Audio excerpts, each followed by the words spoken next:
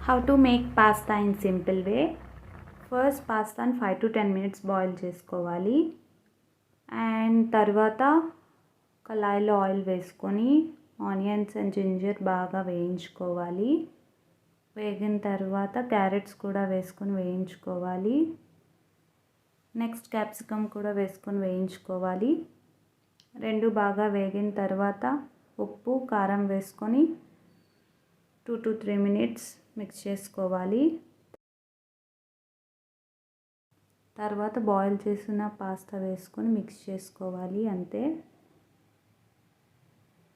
Easy to make with less ingredients and tasty pasta is ready.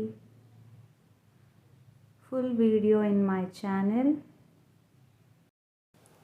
If you like my videos, please subscribe, like and share.